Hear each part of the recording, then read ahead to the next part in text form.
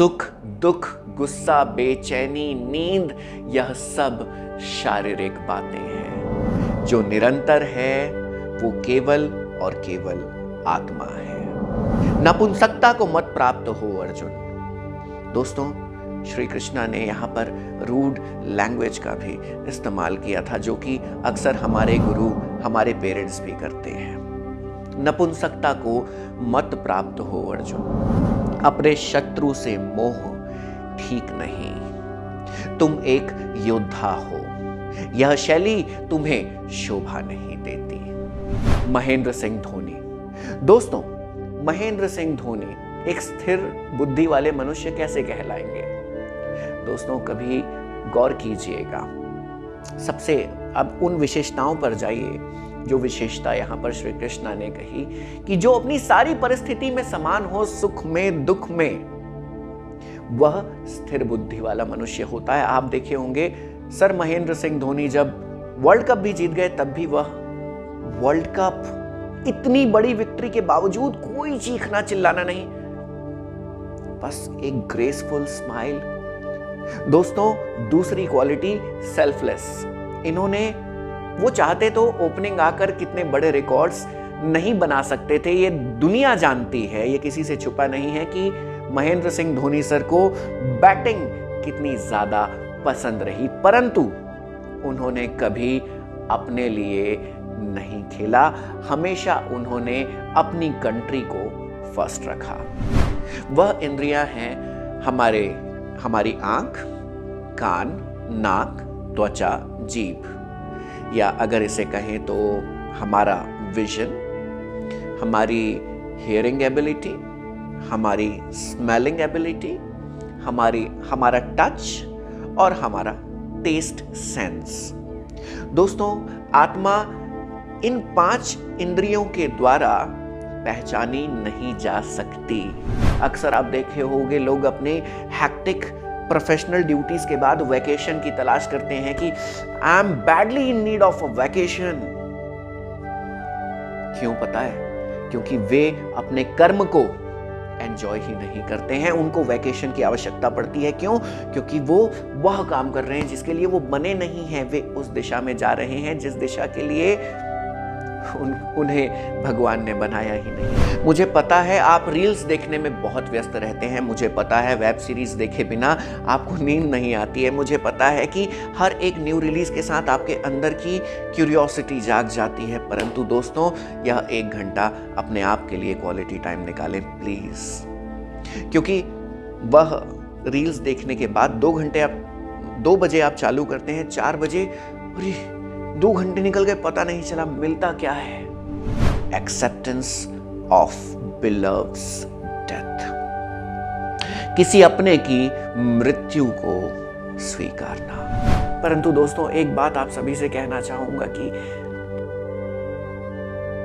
क्या दिखावा करना। सोशल वर्क क्या होता है? सोशल वर्क 5% करके 100% दिखाना, क्या यह है सोशल वर्क?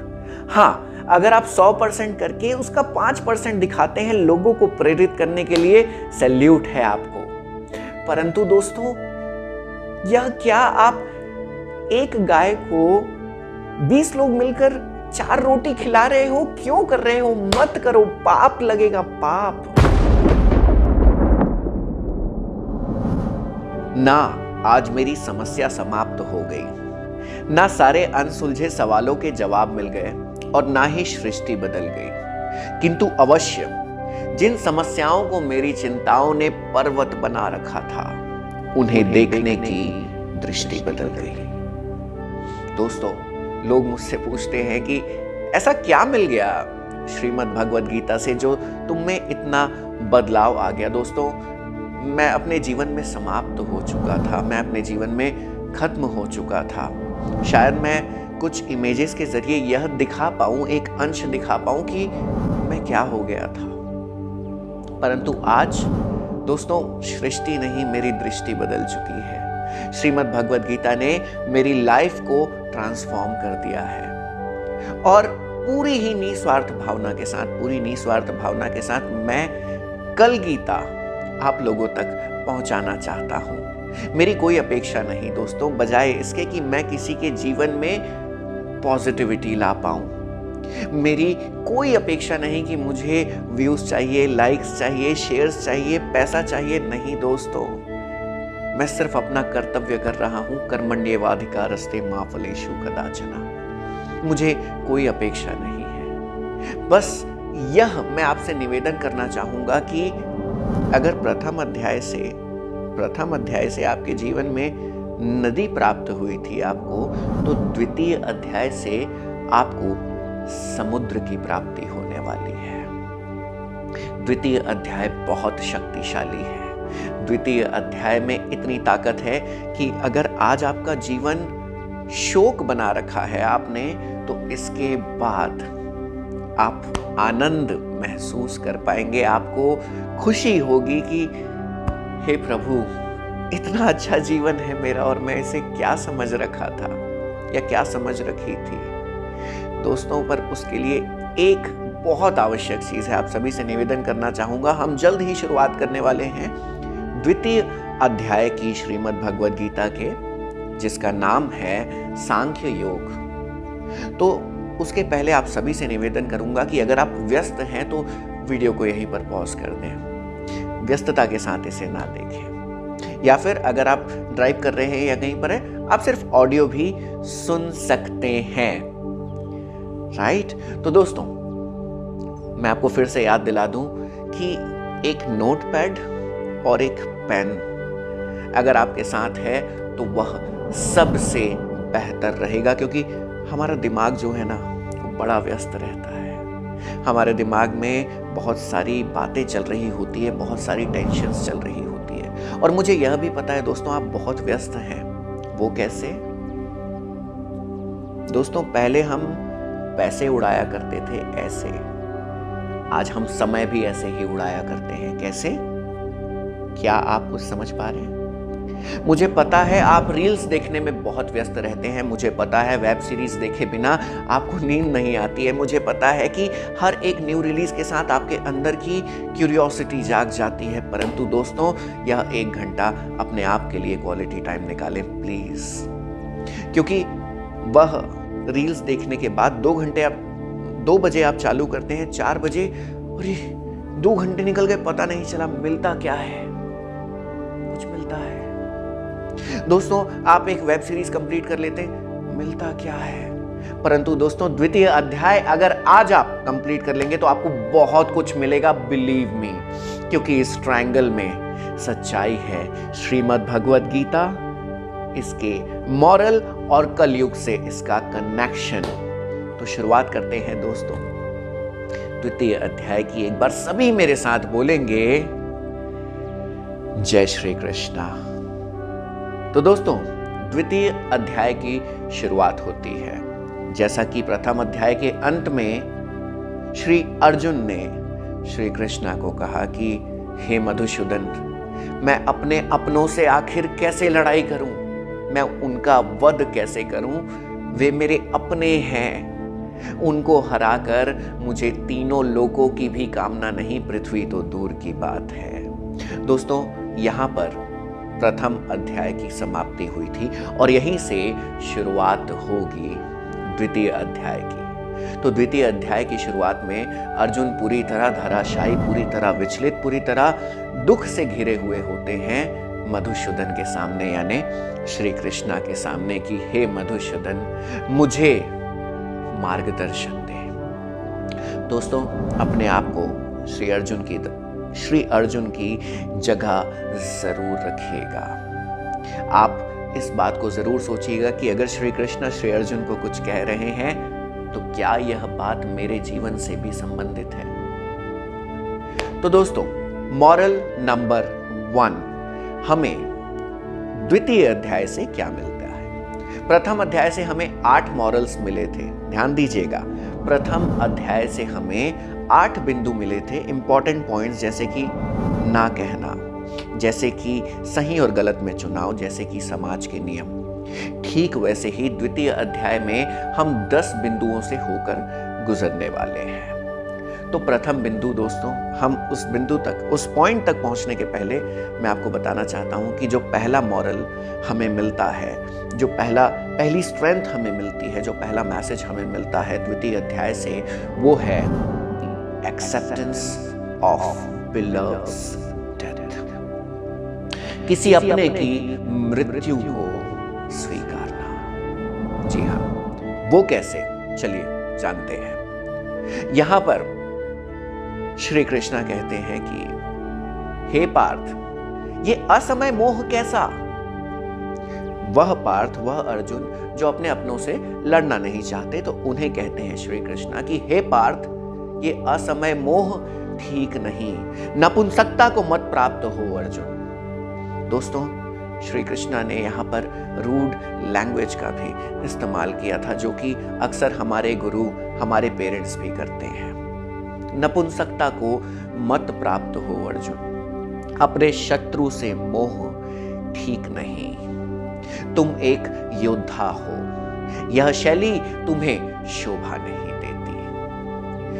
इसके पश्चात अर्जुन कहते हैं कि हे मधुसूदन, हे मधुसूदन, मैं अपने ही अपनों को आखिर कैसे मार सकता हूं? गुरु हत्या घोर पाप है। मैं भिक्षा मांगकर अपना जीवन व्यतीत कर लूंगा, परंतु मैं इन्हें मार नहीं सकता। मैं कायरता रूप दोष से उपहत हूं, मैं इसे स्वीकारता हूं। हे मधुसूदन, जो कल्याण कारक है वह मुझे बताएं, मेरे लिए उचित क्या है, अनुचित क्या है, मुझे समझाएं। मैं आपके सामने पूरी तरह समर्पित हूं। आपके मार्गदर्शन से मुझे आगे बढ़ना है। जीतने में धन धान्य सुख की प्राप्ति होगी, पर उससे मेरा दुख कम नहीं होगा जो मुझे अपने अपनों से युद्ध करके मिलेगा। हे मधुसूदन, मुझे बताएं कि मुझे क्या करना चाहिए। दोस्तों, यहां पर संजय, मैं फिर से याद दिला दूं, संजय जो है नेगेटिव साइड के जो लीडर हैं धृतराष्ट्र, उनके काउंसलर संजय धृतराष्ट्र को कहते हैं कि यहां पर वह अर्जुन जिसने निद्रा पर विजय प्राप्त की है, वे अपने ही भावनाओं से हारे नजर आ रहे हैं। यहां पर वो अपने हथियार यानी अपने धनुष बाण डालकर बैठ चुके हैं कि हे मधुसूदन, अब मैं लड़ नहीं सकता।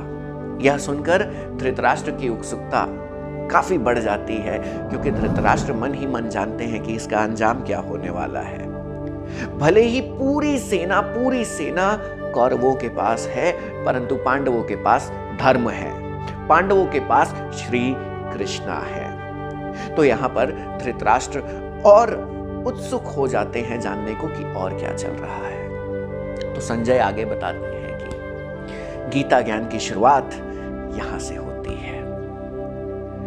हे अर्जुन, तू ना शोक करने योग्य मनुष्य के लिए शोक करता है और पंडितों की तरह मुझसे बातें करता है। नपुंसकता तुम्हें शोभा नहीं देती। दोस्तों, यहां पर श्री कृष्णा ने जो मैसेजेस दिए हैं, इसे बहुत ध्यान से सुनेंगे, क्योंकि यह सारी लाइंस कहीं ना कहीं हमारे जीवन के युद्धों से भी जुड़ी हुई है। हमारी रोजमर्रा की जिंदगी भी एक महाभारत की तरह है, जहां हमें कभी अपनों से भी लड़ना होता है, जहां हमें अन्याय के खिलाफ आवाज उठानी होती है और जहां हमें गलत होने का एहसास भी नहीं होता और हम गलतियां करते जाते हैं। तो श्री कृष्णा कहते हैं, दुनिया में किसी भी बात का शोक नहीं करना चाहिए। ना कोई ऐसा समय था अर्जुन जब तुम नहीं थे, ना कोई ऐसा समय था जब मैं नहीं था, और ना ही ऐसा समय होगा। हे पार्थ, हम तो आते जाते रहते हैं। हमारे जीवन में 3 अवस्थाएं, मनुष्य जीवन में 3 अवस्थाएं आती जाती हैं। बचपन से जिसकी शुरुआत होती है यौवन, फिर वृद्धावस्था, और उसके पश्चात हमारा जो पार्थिव शरीर है यह बदल जाता है। आत्मा नहीं मरती। सुख दुख, गुस्सा, बेचैनी, नींद, यह सब शारीरिक बातें हैं। जो निरंतर है वो केवल और केवल आत्मा है। असत्य की सत्ता नहीं, सत्य का अभाव नहीं, झूठ का कोई मूल्य नहीं, मूल्य केवल सच का है। हे पार्थ, मूल्य केवल सच का है। जो आते जाते हैं उसका क्या दुख करना। दोस्तों, यहां से हमें हमारे जीवन का बहुत बड़ा लेसन मिलता है। एक सवाल आप सभी से पूछना चाहूंगा दोस्तों, अगर कभी हमारे परिवार में, हमारे करीबी में किसी की मृत्यु हो जाती है, उदाहरण के लिए राखी के दिन, तो आपके परिवार ने पूरी जीवन, पूरी लाइफ राखी मनाना छोड़ दिया। क्या यह उचित है? क्या यही संदेश श्री कृष्ण हमें देना चाहते हैं? दीपावली के दिन हमारे परिवार में किसी की मृत्यु हो गई तो आने वाले बहुत सालों तक हम दीपावली मनाना ही छोड़ दिए। उस बच्चे की क्या गलती है जिस बच्चे को पता भी नहीं है कि इनकी मृत्यु हुई थी जिसकी वजह से उनको यह कहा जाता है कि नहीं बेटा, तुम इसे मनाने के हकदार नहीं हो। क्यों? क्योंकि इसी दिन हमारे किसी बुजुर्ग की मृत्यु हुई थी। क्या यह उचित है दोस्तों? क्या ये सही है? अगर आज हम श्री कृष्ण में यकीन रखते हैं, अगर आज हम श्रीमद् भगवद गीता को मानते हैं, तो क्या हमें इस सामाजिक भ्रम से निकलना आवश्यक नहीं है दोस्तों? क्या लगता है आपको कि इसे हमें जारी रखना चाहिए या यहां हमें बदलाव की आवश्यकता है? क्योंकि श्री कृष्ण कह रहे हैं कि तो शरीर तो आता जाता रहता है, जो निरंतर है वो आत्मा है। तो जो आते जाते रहते हैं उनके लिए दुख कैसा? दोस्तों, मैं जानता हूं, मैं मानता हूं कि कहना आसान है, करना मुश्किल है, और मैं यह भी मानता हूं कि यह बहुत दुखदाई होता है। परंतु अगर आपके साथ ये घटित हो चुका है तो उनकी मर्जी को स्वीकार करने में ही भलाई है, क्योंकि उन्होंने खुद कहा है कि हे पार्थ, जो मरे नहीं हैं उनके लिए कैसा दुख, और जो मर चुके हैं उनके लिए भी कैसा दुख, क्योंकि यह तो शारीरिक है। और दोस्तों, कुछ बातें मैं आपसे और कहना चाहूंगा कि जब भी हमारे साथ कुछ ऐसा घटित होता है तो क्या आप उसे खींचते नहीं है? जब भी आपके पास कोई हंसने मुस्कुराने का मौका आता है, आपकी मुस्कुराहट खिली नहीं होती है कि अंदर से एक आवाज आ जाती है कि नहीं, अभी तुम मुस्कुराने के हकदार नहीं हो। क्यों? क्योंकि अभी अभी तुमने किसी को खोया है, किसी की मृत्यु का सामना तुमने किया है, और फिर आप उदास हो जाते हैं। दोस्तों, जानता हूं मुश्किल है, परंतु अनिवार्य है उसे सहजता से स्वीकारना। उनकी आत्मा की शांति भी इसी में ही होती है। जब हमारे कोई अपने हमें छोड़कर चले जाते हैं और हम उनकी याद में रोते हैं, तो उनकी आत्मा को भी शांति नहीं मिलती दोस्तों। यह श्री कृष्ण की मर्जी है, इसे स्वीकार लें। दोस्तों, यही कहूंगा कि आज आपके साथ जो घटित होना था वह हो चुका है, यह उनकी मर्जी थी। श्रीमद् भगवद गीता में उन्होंने बिल्कुल स्पष्ट कहा है कि जो भी होता है वह मेरी मर्जी है। तो दोस्तों, आज आपको चुनाव करना होगा कि क्या आप उस दुख से बंधे रहेंगे, अपने आप को बांध कर रहेंगे, उस दुख, उस पीड़ा में अपने आप को खत्म कर लेंगे, या उनकी मर्जी समझकर स्वीकारेंगे और खुश रहेंगे। विचित्र रूप अपेक्षा का, एक वृद्ध युगल भी पुत्र पर अभिमान करे। 3 कन्यादान के पश्चात बेटियों से अपेक्षाएं खत्म। क्यों ना एक पुत्र को भी बहू को सौंपकर अपना शेष जीवन प्रभु के नाम करे। क्या कहते हैं दोस्तों? समझे? नहीं समझे? दोस्तों, इसे समझने के लिए हमें आगे श्री कृष्ण के कथन को समझना होगा। श्री कृष्ण तत्पश्चात कहते हैं कि हे पार्थ, आत्मा की कोई उम्र नहीं होती। दोस्तों, यहां पर जो सेकंड मॉरल आता है सेकंड चैप्टर का, यानी द्वितीय अध्याय का द्वितीय जो लेसन हमें मिलता है वह है the right age for spirituality. अध्यात्म की उचित उम्र क्या है? श्री कृष्ण कहते हैं कि हे पार्थ, आत्मा ना जन्म लेती है, आत्मा ना मरती है। ना आत्मा को गीला किया जा सकता है, ना आत्मा को सुखाया जा सकता है, ना ही इसे जलाया जा सकता है। हे पार्थ, आत्मा को समझना आसान नहीं है। आत्मा अव्यक्त है, आत्मा का वर्णन नहीं किया जा सकता। आत्मा अचिंत है, आत्मा को सोचा भी नहीं जा सकता। आत्मा विकार रहित है, आत्मा में कभी कोई कमी नहीं होती। हमारी इंद्रियों से इसे नहीं समझा जा सकता। दोस्तों, यहां पर मैं इंद्रियों को समझाना चाहूंगा। हमारी 5 इंद्रियां होती हैं दोस्तों। वह इंद्रियां क्या है, पहले ये समझें। वह इंद्रियां हैं हमारी आंख, कान, नाक, त्वचा, जीभ, या अगर इसे कहें तो हमारा विजन, हमारी हियरिंग एबिलिटी, हमारी स्मेलिंग एबिलिटी, हमारा टच और हमारा टेस्ट सेंस। दोस्तों, आत्मा इन 5 इंद्रियों के द्वारा पहचानी नहीं जा सकती। आत्मा को भली भांति समझने के लिए हमें इस टेम्पररी प्लेजर के मोह माया को त्यागना होगा। 4 पल की खुशी मिलती है अवश्य हमें कुछ करने से, परंतु यह त्याग कर ही हम आत्मा के संबंध को समझ पाएंगे। ये भौतिक गतिविधियां हैं जिससे आत्मा से संबंध बनाना हमारे लिए संभव नहीं है। दोस्तों, सच कहूं तो इन दिनों लोग मुझे बाबा कहने लग गए हैं, संत साधु कहने लग गए हैं। यह भी कहते हैं यार कुछ तो बुढ़ापे के लिए बचा ले, ये बुढ़ापे का काम है। दोस्तों, मैं उन्हें कैसे समझाऊं कि मैं ना संत बना हूं ना साधु बना हूं, मैं गलती से बस एक इंसान बन गया हूं, और वही मैं सभी को बनाना चाहता हूं। दोस्तों, एक इंसान की इंसानियत क्या होती है? सबसे पहले दोस्तों, जो मिसकंसेप्शन है, जो भ्रम है आपके मन में, मैं उसे क्लियर करना चाहता हूं। क्या लगता है आपको? What is the meaning of spirituality? अध्यात्म का अर्थ होता क्या है? दोस्तों, लेट मी टेल यू, अध्यात्म का अर्थ होता है अपनी आत्मा से परिचित होना। अध्यात्म खुद की आत्मा से पहचान होना, अपने अस्तित्व को पहचानना, अपने मिशन को पहचानना, अपनी इच्छाओं को पहचानना, अपने उस कर्म को पहचानना, यह होता है अध्यात्म।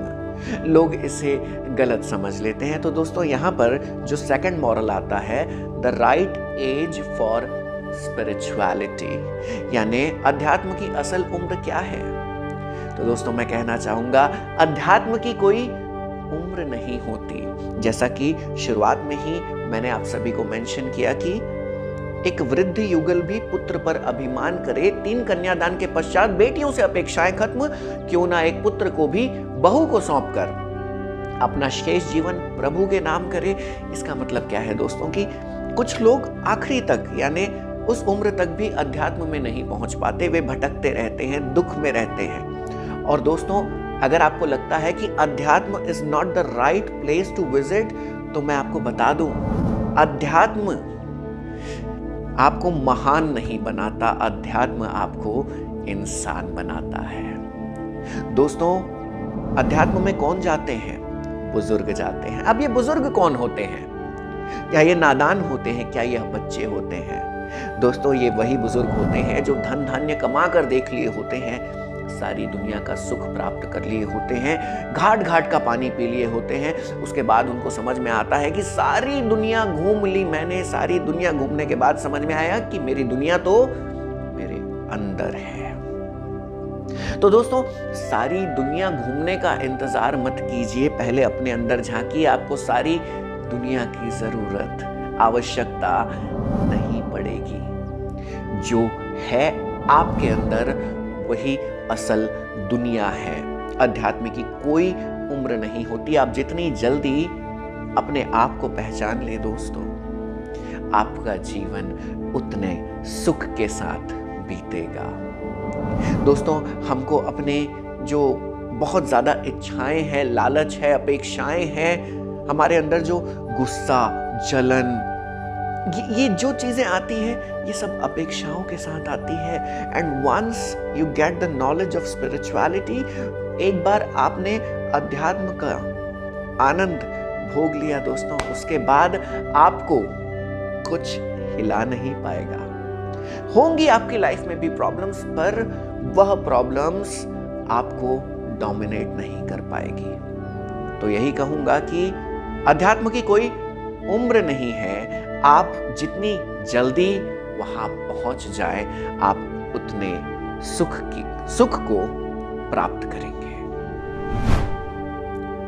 और दोस्तों, अगली शिक्षा जो श्री कृष्णा हमें दे रहे हैं द्वितीय अध्याय में, सबसे अहम है। सबसे अहम यानी सबसे अहम, फाइंडिंग योर रियल कर्मा, यानी अपने असली कर्म को पहचानना, अपने अस्तित्व को पहचानना।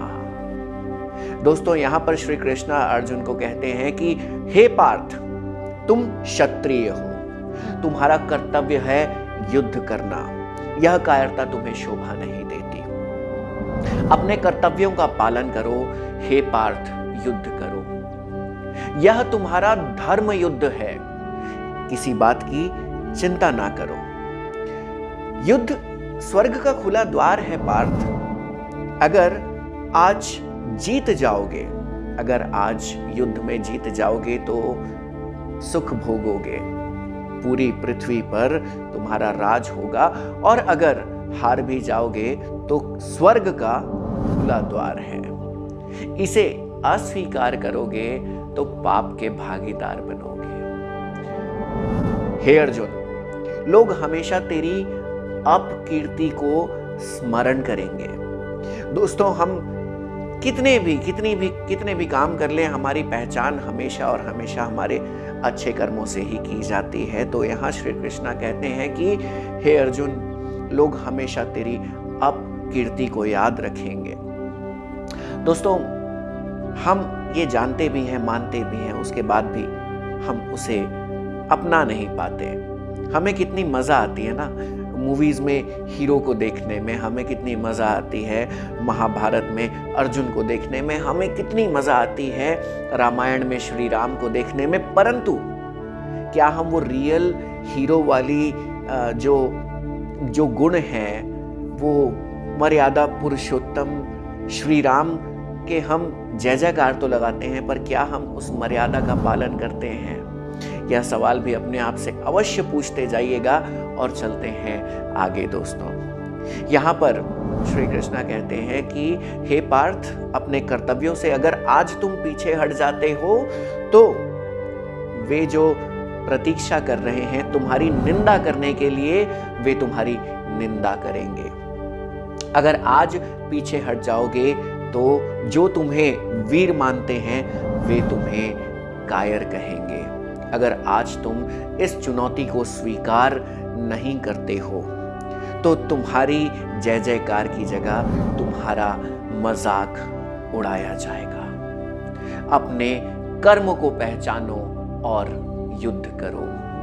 हे अर्जुन, ये बुद्धि तेरे लिए ज्ञान योग के विषय में कही गई है, तू इसे कर्म योग के विषय में सुन। दोस्तों, यहां पर आपको कंफ्यूजन आ सकता है, तो ध्यान से सुनिएगा।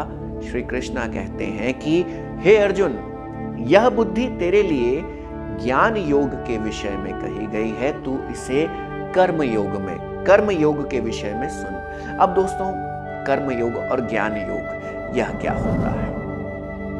दोस्तों, ज्ञान योग सोचने, समझने, स्मरण करने, याद रखने की बात है। और कर्म योग यानी व्यवहारिक, कर्म योग यानी सच्चाई, कर्म योग यानी प्रैक्टिकल लाइफ। वो दोस्तों कहते हैं ना, कथनी और करनी, वो कहते हैं ना कि ज्ञान तो बहुत है पर उस ज्ञान को हमने अपने जीवन में लगाया ही नहीं है। तो दोस्तों, श्री कृष्णा कहते हैं कि कर्म योग में आरंभ का नाश नहीं, फल रूपी दोष नहीं है, सबके लिए ज्ञान या साधना का मार्ग संभव नहीं है। हे पार्थ, अधिकतर हमें कर्मयोग ही अपनाना चाहिए।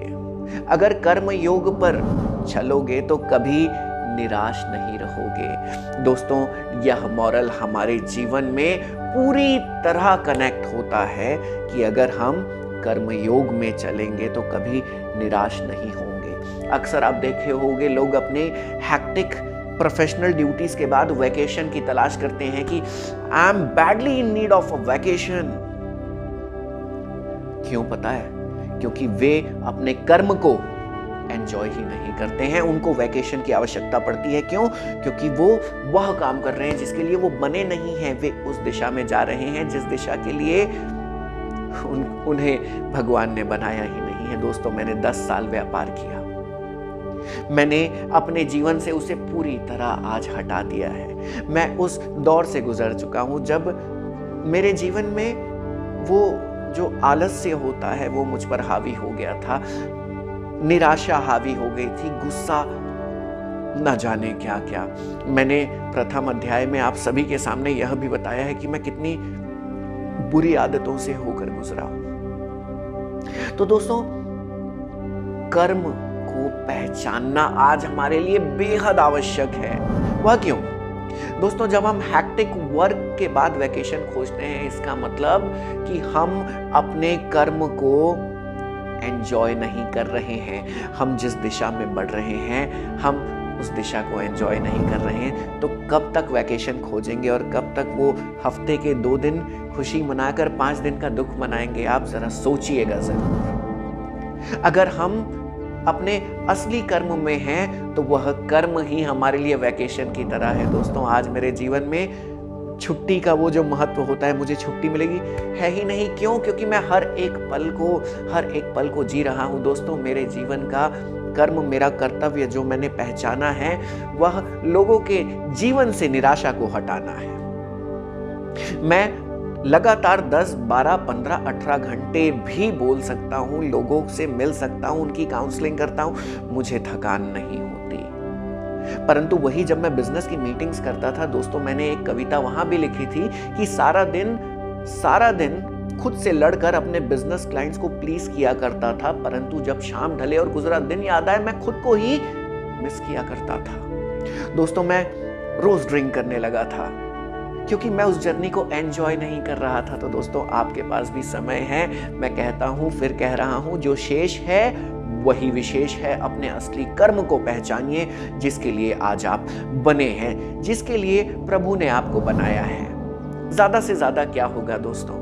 थोड़ा कम कमाएंगे, खुश तो रहेंगे। याद कीजिए मूवी 3 इडियट्स, क्या संदेश दिया गया है उसमें? यही तो कहा गया है, और यही कहा है श्री कृष्ण ने कि हे पार्थ, कर्तव्य का पालन कर।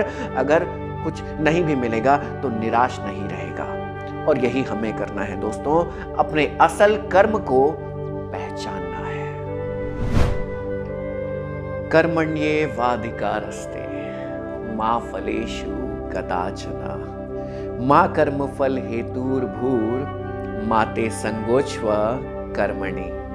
अर्थात कर्म किए जा, फल की इच्छा मत कर।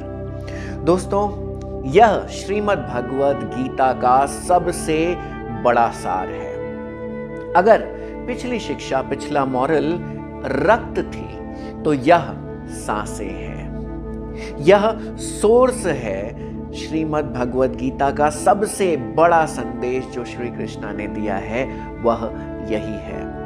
तो दोस्तों, यह मॉरल है, मॉरल नंबर 4 फ्रॉम चैप्टर 2, द्वितीय अध्याय से चौथा जो लेसन हमें मिलता है वह है सेल्फलेस और डिजायरलेस कर्म, यानी निष्काम कर्म परम धर्म। दोस्तों, इसके लिए मैं आपको जरूर श्री कृष्ण ने क्या कहा यह बताऊंगा, परंतु मेरे जीवन में घटित एक सत्य घटना आप लोगों से मैं शेयर करना चाहता हूं। दोस्तों, 11 अक्टूबर 2017।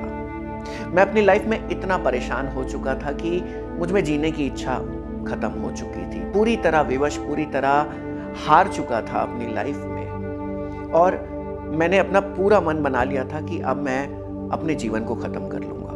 दोस्तों, रायपुर से लगभग 60 किलोमीटर दूर एक जगह है महासमुंद। तो महासमुंद के पास से जो हाईवे जाता है, मैं निकल गया और मेरी गाड़ी की रफ्तार लगभग 130 से 140 की थी, और मैं केवल यह सोच रहा था कि किसी ऐसी जगह में ठोकूं जहां किसी और का नुकसान ना हो और मैं समाप्त हो जाऊं। उस समय मुझे कोई नहीं बचा सकता था, क्योंकि मेरे दोनों मोबाइल्स बंद थे, रोड अनजान थी और रफ्तार थी 140 की। दोस्तों, शाम को लगभग 5:15 से 5:30 का समय, धुंधला सा अंधेरा, धुंधला सा उजाला, हेडलाइट बंद थी। अचानक मुझे रोड में कुछ दिखा। दोस्तों, मैंने ब्रेक लगाया और गाड़ी जोर से स्लिप खा के एक जगह आकर रुकी। मैं गाड़ी से उतर कर देखा तो मेरे लेफ्ट चक्के के सामने एक छोटा सा ऊन के गोले जैसा एक बिल्ली का बच्चा था। अब मैं उसको देखकर परेशान हो गया कि यार ये कहां से आ गया। अब उस बच्चे को मैं गोद में उठाया। मैं रोड के इस पार, क्योंकि मैं रिंग रोड में था, रोड के इस पार जाके म्याऊ म्याऊ चिल्लाया, उसकी माँ नहीं मिली। रोड के उस पार जाके म्याऊ म्याऊ चिल्लाया, उसकी माँ नहीं मिली। कुछ मिनट तो मैं उसको पकड़कर बैठ गया और सोचता रहा कि हे भगवान, ये कैसी परीक्षा ले रहे हैं। दोस्तों, वहां से लगभग 7 किलोमीटर दूर था महासमुंद, पटेवा के आसपास, तुमगांव के आसपास था मैं। वहां से मैंने अपने भाई को फोन किया कि भाई ऐसी ऐसी बात है। बोला, भाई तेरा घर है, लेकर आजा बच्चे को। अब मैं उस छोटे से बिल्ली के बच्चे को लेकर अपने भाई के घर गया। मैंने अपने भाई से रिक्वेस्ट की कि भाई इसको रख ले। बोला, भाई तेरे जैसा मेरे को आदत नहीं है एनिमल्स को रखने की, या तो इसको कुत्ता खा जाएगा या तो गाड़ी के नीचे आ जाएगा। दोस्तों, वह रात मुझे उसके घर रुकना पड़ा और मैं जैसे तैसे उंगली डुबा डुबा के मैं उसको दूध पिलाकर अपने साथ लगाकर सुलाया। अगली सुबह दोस्तों मैं फिर निवेदन किया। वो बोला, मैं नहीं रख पाऊंगा। उस छोटे से बच्चे को लेकर मुझे मजबूरन अपने घर रायपुर वापस आना पड़ा। अब दोस्तों एक बार जरा सोच कर देखिए, क्या मैंने उस बिल्ली के बच्चे को बचाया? दोस्तों, उस छोटे से बिल्ली के बच्चे ने मुझे बचाया, क्योंकि श्री कृष्णा जानते थे कि इसको कोई नहीं बचा सकता, इससे कोई संपर्क नहीं कर सकता, रोड अनजान है, कोई व्यक्ति इसे नहीं जानता, परंतु इसको सिर्फ और सिर्फ यह बच्चा बचा सकता है। तो उन्होंने उस बच्चे को एंजल के रूप में मेरे जीवन में भेजा। दोस्तों, मेरे मुंह से निकली तमाम बात में 0.1% की भी कोई बनावट नहीं है दोस्तों, कोई झूठ नहीं है। दोस्तों, अब वो हुआ कैसे, वो बच्चा मेरे जीवन में आया कैसे? दोस्तों, यह पूरा लगभग प्रदेश जानता है, पूरा रायपुर जानता है कि मुझे अगर कोई रास्ते में कोई एनिमल, कोई भी एनिमल हो, चाहे वो गाय हो, चाहे वो डॉग हो, चाहे वो बिल्ली हो, चाहे बंदर हो, मुझे कोई भी घायल मिले, मैं पहले उनका इलाज कराता हूँ। अगर मैं मिनिस्टर से भी मिलने जा रहा हूँ तो भी मेरे लिए वो सेकेंडरी हो जाता है, मेरे लिए वो पहले हो जाता है। बचपन से ही मुझे लगाव रहा और निष्काम भावना से मैं हमेशा उनकी सेवा करते आया। यह मुझे बाद में रियलाइज हुआ दोस्तों कि वही मेरे कर्मों में परिवर्तित होकर वहां पहुंचा और भगवान ने मुझे मेरी लाइफ में एंजल को भेजा, यह समझाने के लिए कि मैं गलत कदम उठा रहा हूं। तो दोस्तों, मैं आपसे यही कहना चाहता हूं कि आपके जीवन में आज जो भी घटित हो रहा है, अगर बहुत अच्छा समय चल रहा है, अगर आज आप बहुत खुश हैं, आपका परिवार संपन्न है, सुखी है, तो धन्यवाद बोलिए श्री कृष्णा को कि आपने अच्छे कर्म किए हैं और अच्छे कर्मों का फल आपको निरंतर मिल रहा है। परंतु अगर आप परेशान हैं, आपके घर में कलह है, आपके जीवन में चैन नहीं है, क्राइसिस चल रहा है, तो ये अवश्य सोचिए दोस्तों कि जाने अनजाने में आपने कौन सी गलती कर दी है जो आज आपके साथ यह हो रहा है। तो दोस्तों, यहाँ श्री कृष्णा समझाते हैं श्री अर्जुन को कि हे पार्थ, कर्म कर, हे पार्थ, तेरा कर्तव्य है इस कर्म को करना, तो इससे पीछे ना हट। हे पार्थ, कर्म योग में निश्चयात्मिका बुद्धि एक ही होती है, किंतु अस्थिर वालों की बुद्धियां अनेकों भेदों वाली होती है। जहां निर्णय की कमी हो वहां कई बुद्धियां काम करती है। अर्थात उनका कहना है कि हे पार्थ, निष्काम कर्म कर, जो कि यह एक बहुत मुश्किल काम है दोस्तों। हम में से 99.9% लोग अपने जीवन में कामनाओं को रख कर ही कर्म करते हैं। दोस्तों, मैं आप सभी से एक बात कहना चाहूँगा, आप माने ना माने दोस्तों, मैं श्रीमद् भगवद गीता केवल बोल नहीं रहा हूँ, मैं श्रीमद् भगवद गीता को जीता हूँ। मेरे जीवन के उद्देश्य में श्रीमद् भगवद गीता समा चुकी है। यह प्रयास भी मेरा, जो मैंने कल गीता बनाने का जो निर्णय लिया, मुझे बिल्कुल अपेक्षा नहीं थी कि ये वर्ल्ड वाइड जाएगा, और मुझे ना आज कोई अपेक्षा है आपसे कि आप इसे शेयर करेंगे, लोगों तक पहुंचाएंगे। नहीं, यह मेरा कर्तव्य है, मेरा कर्म है। That's all my dear friends. इसके अलावा मेरी कोई अपेक्षा आपसे नहीं है। तो श्रीमद् भगवद गीता में जो सबसे बड़ा मैसेज है श्री कृष्ण के द्वारा, जो सबसे बड़ा संदेश है दोस्तों, वो यही कहता है कि निष्काम कर्म करो, फल की इच्छा मत करो। फल की इच्छा करना एक स्वार्थ है, फल की इच्छा करना एक एक्सपेक्टेशन है। और जहां दोस्तों स्वार्थ है वहां कर्म कैसा, और जहां कर्म है वहां स्वार्थ का स्थान नहीं है।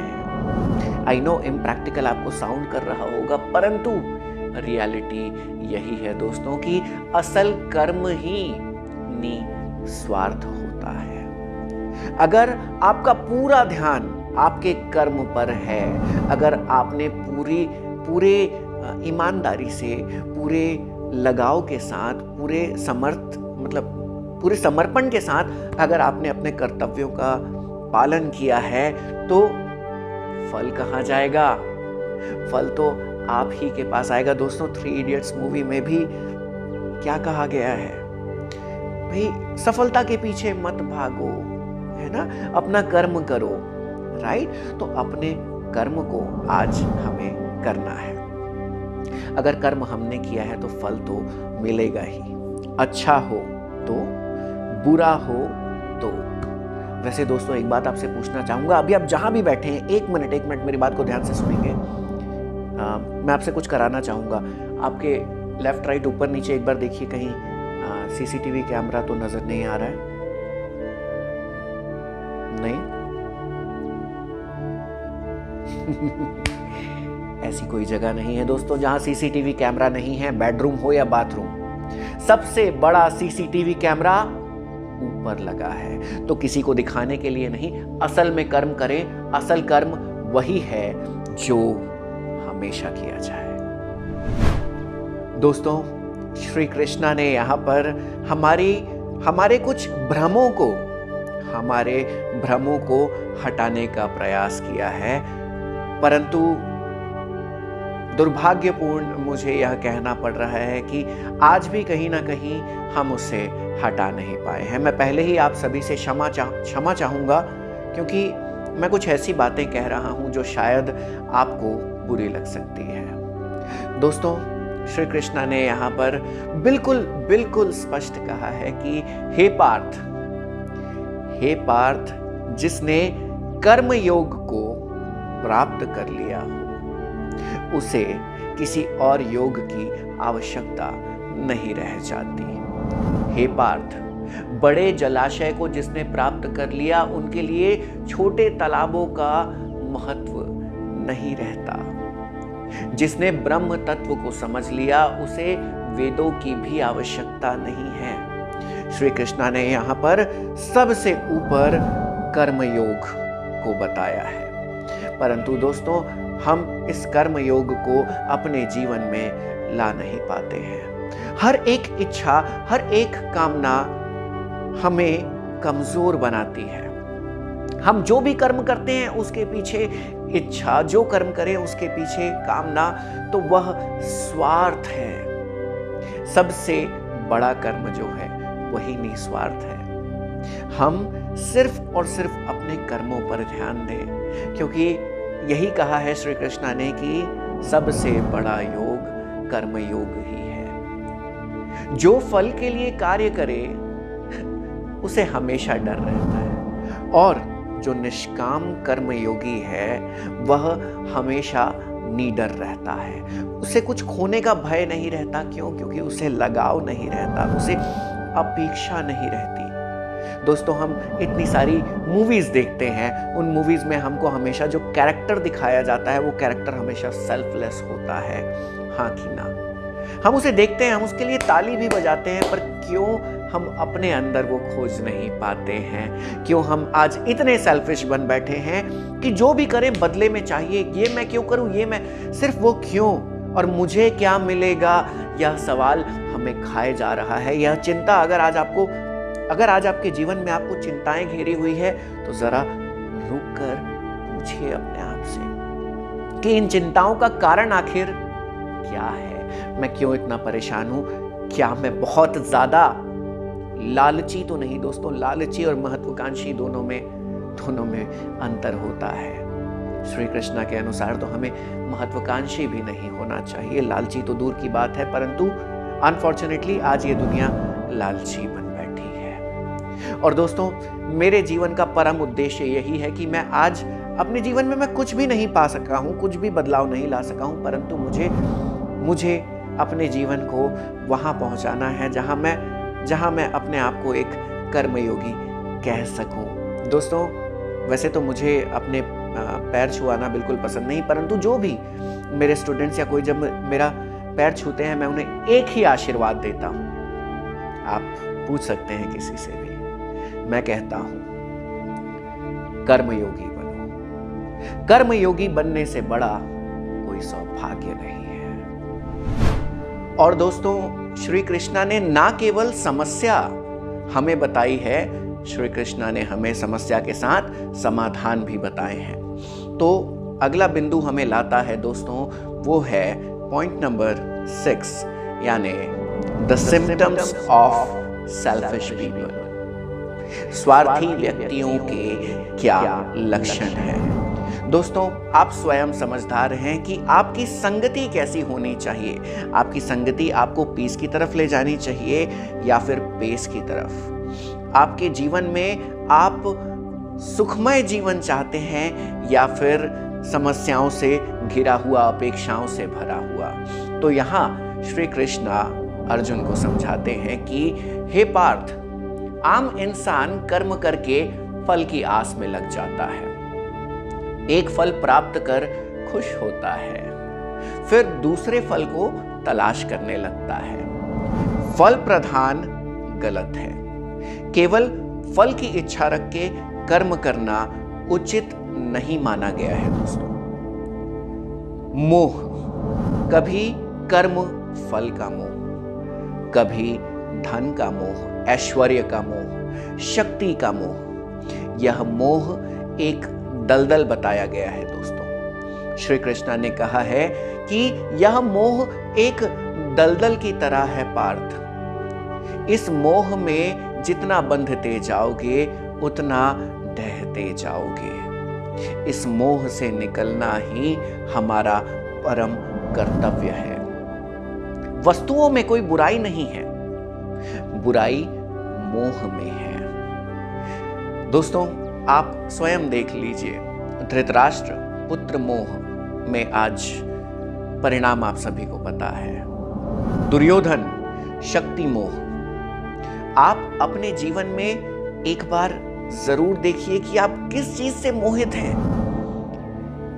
4 पल की खुशी ही मिलती है नई गाड़ी लेकर, 4 पल की खुशी ही मिलती है नया घर बनाकर। दोस्तों, किसी भी उपलब्धि में कोई समस्या नहीं है, परंतु ध्यान रहे, अगर आप पैशनेट हैं अपने काम को लेकर, कोई बुराई नहीं है, परंतु अगर आप पैशनेट हैं परिणाम को लेकर तो बुराई है। अगर आप पैशनेट हैं अपनी वर्किंग को लेकर, बहुत अच्छी बात है, परंतु अगर आप पैशनेट हैं प्रॉफिट को लेकर गलत बात है। इसका अनुभव आपने अब तक किया होगा, आगे भी करेंगे दोस्तों। और सच बताऊं तो ये जो कोविड टाइम आया था, कोरोना काल, इस कोरोना काल ने हमारे जीवन में एक बहुत बड़ा लेसन हमें सिखा दिया। श्री कृष्णा ने जो हमें बताया था वो हमें याद दिला दिया कि हमें बहुत ज्यादा महत्वाकांक्षी नहीं होना चाहिए। हम इतना भाग रहे हैं। कोविड टाइम ने बता दिया कि रुक जाओ, आज तुम्हारे पास जो है, जितना है, जरूरत से ज्यादा है। तुम अपना जीवन इतने में भी व्यतीत कर सकते हो, भागो मत। परंतु दोस्तों, यहां पर भी अर्जुन के मन का विषाद पूरी तरह समाप्त नहीं हो पाता। उनका दुख यहां पर भी नहीं जा पाता, उनका आत्मविश्वास यहां पर भी पूरा नहीं उभर पाता और उनके मन में कुछ सवाल आते हैं। और यह सवाल दोस्तों हमको एक जवाब की ओर ले जाता है। जो नेक्स्ट मॉरल आपको यहां मिलने वाला है, जो मुझे यहां मिला है दोस्तों, वह है qualities and examples of Karmayogi selfless people. निस्वार्थ व्यक्तित्व की विशेषताएं एवं उदाहरण भी मैं आप लोगों से शेयर करने वाला हूं दोस्तों। यहां पर अर्जुन पूछते हैं कि हे केशव, श्री कृष्णा को केशव भी कहकर श्री अर्जुन बुलाते थे। हे केशव, यह स्थिर बुद्धि वाले मनुष्य होते कैसे हैं? यह मनुष्य चलता कैसे है, उठता कैसे है, बैठता कैसे है, बोलता कैसे है? कृपया मुझे यह बताएं हे मधुसूदन।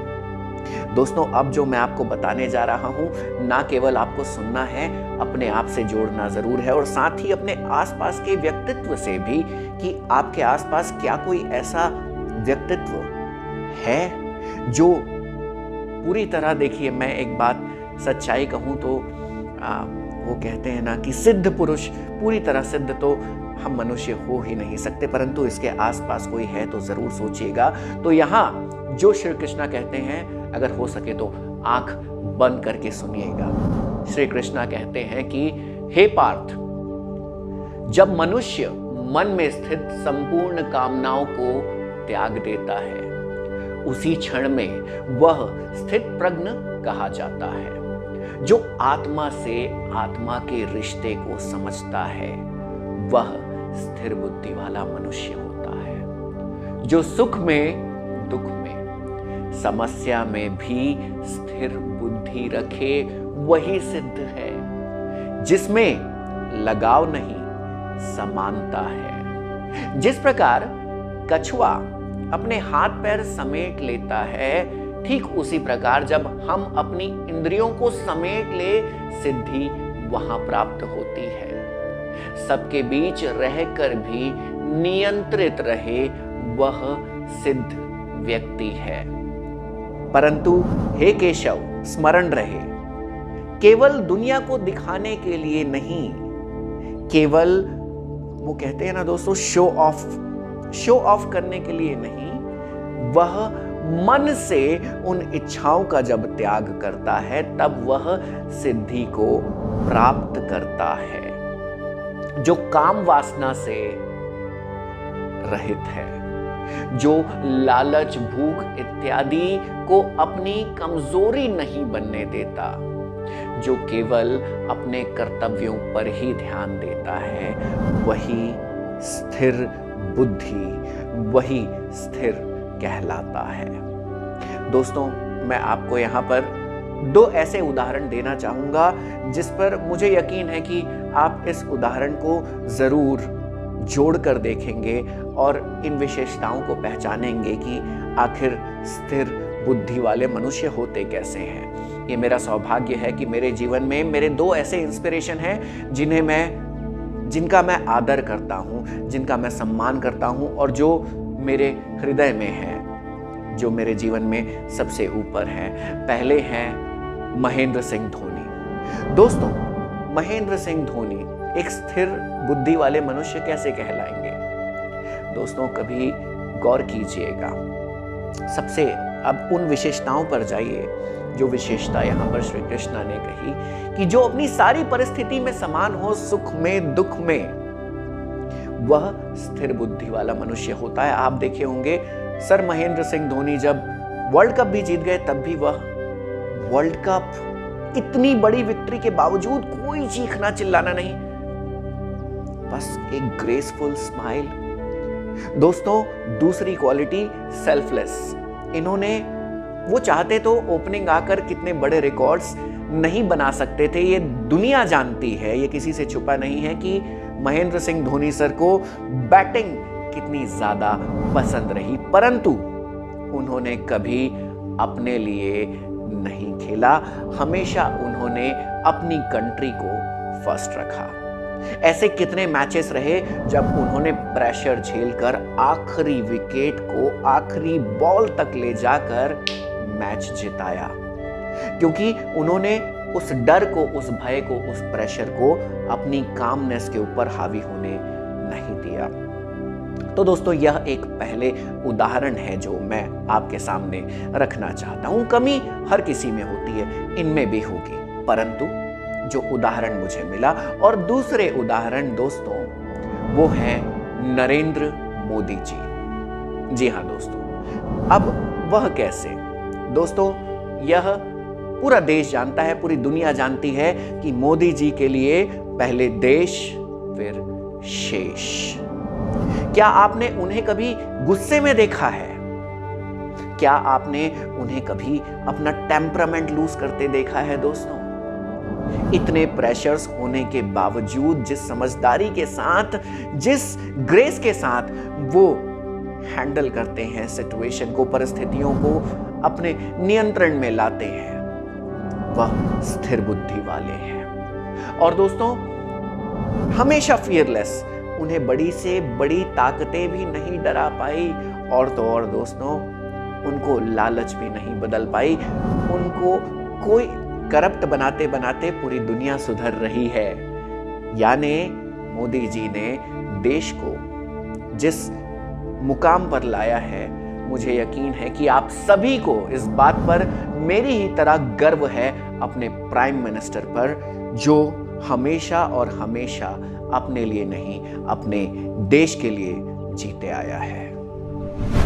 और इसके साथ ही दोस्तों, हम बढ़ चुके हैं लगभग इस द्वितीय अध्याय, इस सबसे महत्वपूर्ण द्वितीय अध्याय के अंत की ओर, परंतु 3 और लेसन्स बाकी हैं। दोस्तों, नंबर 8, जिसका नाम है द रियल प्रोटीन, पौष्टिक जीवन का रहस्य। दोस्तों, श्री कृष्णा ने हमें ना केवल मानसिक रूप से, ना केवल हमारी विल पावर को उन्होंने एनहांस किया, बल्कि उन्होंने हमें कुछ ऐसी भी टिप्स दी हैं जो हमें शारीरिक रूप से भी प्रबल बनाती हैं। तो दोस्तों, ध्यान से सुनिएगा। यहां श्री कृष्णा कहते हैं कि हे पार्थ, कामना पूरी ना होने से क्रोध उत्पन्न होता है। क्रोध उत्पन्न होने के साथ साथ याददाश्त कमजोर हो जाती है, ज्ञान का नाश हो जाता है, मायूसी हमें घेर लेती है, और बीमार व्यक्ति को कैसा स्वाद? जो व्यक्ति बीमार हो उसे खाने का भी स्वाद नहीं आता। दोस्तों, यह एक सच्चाई है। आप अपने जीवन से जरूर इसे जोड़कर देखिए कि जब आपका जीवन पूरी तरह पॉजिटिव चल रहा होता है तो आपकी भूख भी अच्छी रहती है, प्यास भी अच्छी रहती है, परंतु जब आपको निराशा घेर लेती है, आपका खाने पीने में मन नहीं लगता, आप कितना भी खा लें अंग नहीं लगता। सही की गलत दोस्तों? तो यहां श्री कृष्णा कहते हैं कि जो बाहरी आसक्तियों पर नियंत्रण रखते हैं वो अंतःकरण की प्रसन्नता प्राप्त करते हैं। दोस्तों, यह सच्चाई है कि हम जब पॉजिटिव हैं तब हम कुछ भी खा लें, चाहे दाल भात ही सही, चाहे रोटी सब्जी ही सही, बिल्कुल बेसिक खानों में हमको वह प्रोटीन मिल जाता है जिसकी हमें आवश्यकता है। परंतु जब हम नेगेटिव होते हैं, मायूस होते हैं, गुस्से में रहते हैं, दोस्तों, हम कितना भी महंगा, कितना भी पौष्टिक खाना खा लें, हमें वह अंग नहीं लगता, चाहे वो काजू किशमिश हो, 56 भोग हो, बादाम हो या फिर नॉन वेज हो।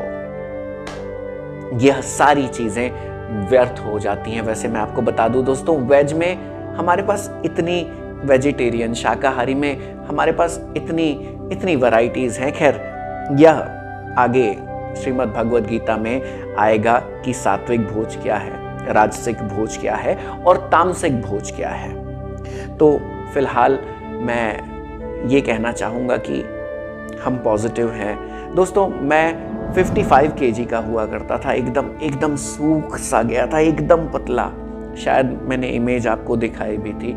आज मैं 74 का हूँ बिना फैट के। दोस्तों, मैं ये नहीं कहता कि मैंने सिद्धि प्राप्त कर ली है, नहीं, मैं मुश्किल से 1-2-5% पहुंचा होऊंगा। दोस्तों, मैंने सिर्फ शुरुआत की है, तो मैं सिर्फ आपको इतना कह सकता हूँ, हाथ जोड़ के निवेदन कर सकता हूँ कि अपने जीवन में जिस दौड़ में आप भाग रहे हैं, जहां आपको नेगेटिविटी हाथ लग रही है, वहां से एक गियर बदल दीजिए, पॉजिटिविटी पे आ जाइए।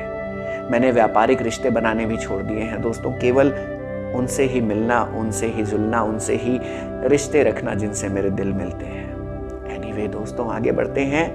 नंबर 9, सेकंड लास्ट, जो हमें द्वितीय अध्याय से मिलता है, श्री कृष्ण ने हमें दिया है, वह क्या है दोस्तों? वह है टफ टाइम्स बिगेस्ट वेपन।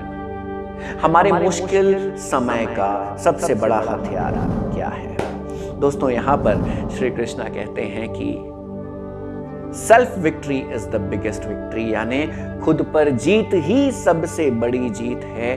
हे अर्जुन, जैसे हवा नाव की दिशा बदल देती है, ठीक उसी प्रकार जब हमारी इंद्रियां हम पर हावी होती हैं, अगर हम क्रोध में हैं तो क्रोधित होकर, मोह में है तो मोहित होकर हम अपनी बुद्धि खो बैठते हैं। तो हे पार्थ, तुम्हारा नियंत्रण ही तुम्हारी ताकत है। दोस्तों, तो यह मॉरल हमें भी मिलता है कि हमारा नियंत्रण आज है हमारी लालच पर, है हमारी कामनाओं पर, है हमारी इच्छाओं पर, या हम उनके सामने पूरी तरह समर्पित हैं। दोस्तों, यह आपको मुझे नहीं, अपने आप को बताना है। और दोस्तों, ये लगभग हमें द्वितीय अध्याय के अंत की ओर ले जा रहा है। दोस्तों, उस अस्त्र का नाम है कंट्रोल, उस अस्त्र का नाम है नियंत्रण। हमें अपनी इंद्रियों को वश में रखना ही होगा। हम सबको पता है क्या सही है, क्या गलत है। दोस्तों, आपके सामने तो आज उदाहरण भी हैं। एक तरफ MSD महेंद्र सिंह धोनी, जो एक टिकट कलेक्टर हुआ करते थे, आज वो क्या है मुझे आपको बताने की आवश्यकता नहीं है। एक वो जो चाय सेल किया करते थे, नरेंद्र मोदी जी, आज वो क्या है मुझे आपको बताने की कदापि आवश्यकता नहीं। आज आप क्या हैं और कहां पहुंच सकते हैं, यह सोचने की आवश्यकता आपको है। श्री कृष्ण ज्ञान आपके समक्ष है, स्वीकारना आपके हाथ में है, अस्वीकार करना भी आपके हाथ में है। दोस्तों, अब मुझे आप सभी से विदा लेनी होगी, और उसके पहले मैं अंतिम मॉरल जो मुझे इस अध्याय से मिला है वो आप सभी से मैं शेयर करना चाहूंगा। दोस्तों, इस मॉरल का नाम है real time hero but real life zero.